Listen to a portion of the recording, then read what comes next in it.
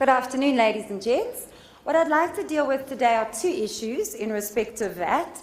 And although we've spoken about this as VAT implications on corporates, these VAT issues, of course, could be faced by any vendor.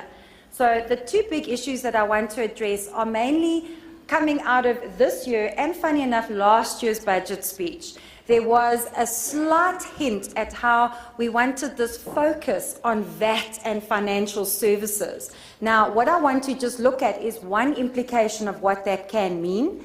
And then the second part of what I want to address today is particularly going to be in the area of VAT and exporting of goods, because we've really had Treasury stepping up for us and passing some fantastic new regulations which are going to help South African suppliers of goods, particularly into the African continent, a great deal. So that's what I'd like to focus on. If we got a couple of minutes at the end, I want to discuss a couple of my thoughts about VAT and the services industry, but those will just be my thoughts, so I'll leave them for if we've got time. So one of the big things we want to start addressing in respect of VAT is going to be in and around our VAT and financial services. Now, let's just see, is there anything we need to do to get our slides on screen?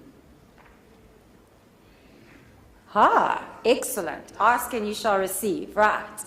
Now, this is my biggest problem with financial services. Number one is when we look at VAT and financial services, very few people have bothered to go back to the VAT Act and actually read the definition of financial services in any great detail. So what's the big deal? Well, the big deal about financial services is how widely they are defined in the VAT Act. So the big part of financial services that I want to address today is this issue of the extending of credit. Because quite literally, even in terms of our VAT Act, the provision of credit is simply when a person lends money to another person and gets back more than they lent them.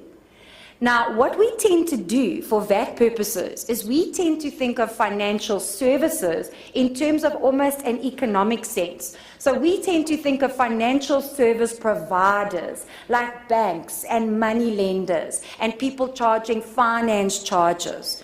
But what we tend to forget about is that any taxpayer who is registered for VAT and is receiving interest from the extension of credit is making a financial service. And if you're making a financial service, what is the implication? So let's bring it right in today's example. I want you to imagine any corporate structure.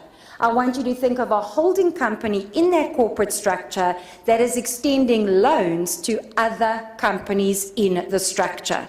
And I'm not using the word group. I'm not using anything like that. I want you to think even of a company lending money to its shareholders and the company charging interest on that shareholder loan because the company doesn't want a dividend tax issue. So I want you to think how outside of all these ideas of money lenders and banks and people charging finance charges, there are a lot of vendors in South Africa earning interest. And if that interest is in any shape or form from the extension of credit, then that interest is indicative of a financial service. So the big thing is, well, okay, if it is indicative of a financial service, why do we care? Because, ladies and gents, a financial service is an exempt supply. Now, you see, in South Africa, we really do enjoy having our cake, looking at the cake, eating the cake, keeping the cake. So what's the big deal?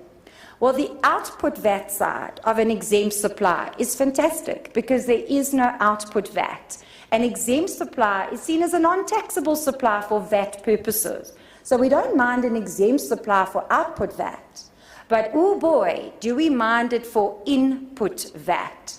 Because unfortunately for us, there's this nasty Section 17 in our VAT Act.